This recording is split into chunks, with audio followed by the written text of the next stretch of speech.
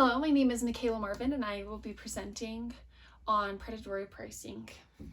To define predatory pricing, you can go ahead and read that definition. I'll also just put it in my own words. Predatory pricing is when a company cuts its prices below production costs in order to have a price advantage over their competition and run their competition out of the market.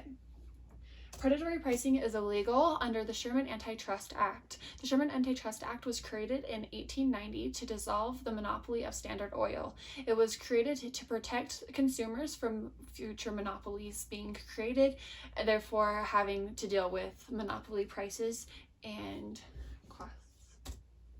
Theory of predatory pricing. Now, the theory of predatory pricing is it's a long run game. A company should not expect substantial short-term results when they participate in predatory pricing. As I said before, predatory pricing is cutting your prices below production costs. Now, when you do that, your company is going to run at a loss, and because of that, it's a long-term game, a long-run game. Since prices are down, the product's demand increases, which means you have to supply more products at that lower cost. It's definitely a tricky game. So that brings us into the risk. The risk of predatory pricing is that which your company doesn't like. Your company has to be in a financial place to play that long run game in order to survive, cutting your prices below production costs. This is a quote from Gerla of 1985. I'll just give you a minute to go ahead and read that. Here it kind of defines the different risks and the cause and effects of predatory pricing, as well as what kind of mindset a managerial team should have in order to decide to participate in predatory pricing. I should also add that there is no guarantee of success. Here we see Amazon's loophole. Now, Amazon is a titan in today's market.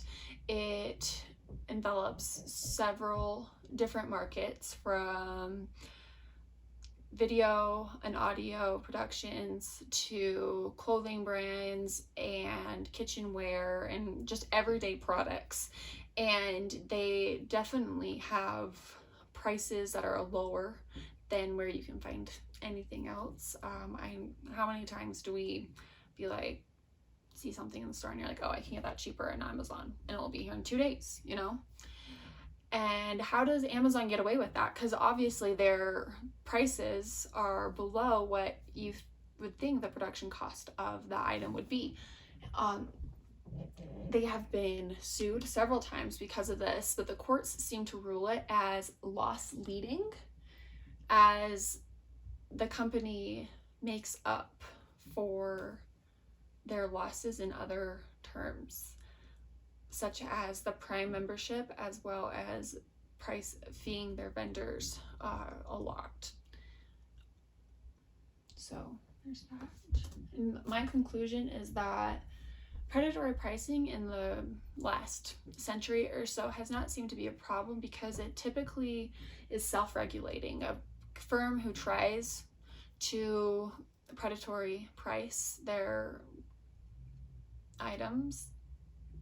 products, they typically don't last, and those who do successfully do it, they seem to hide it or justify it in a way that the law isn't going to do anything, but they also haven't become a monopoly either. So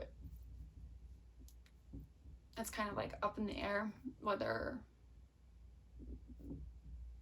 the legality of the subject.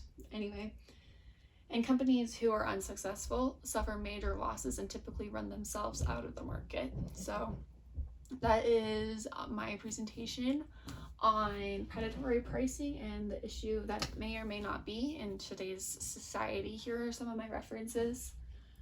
All right, thank you.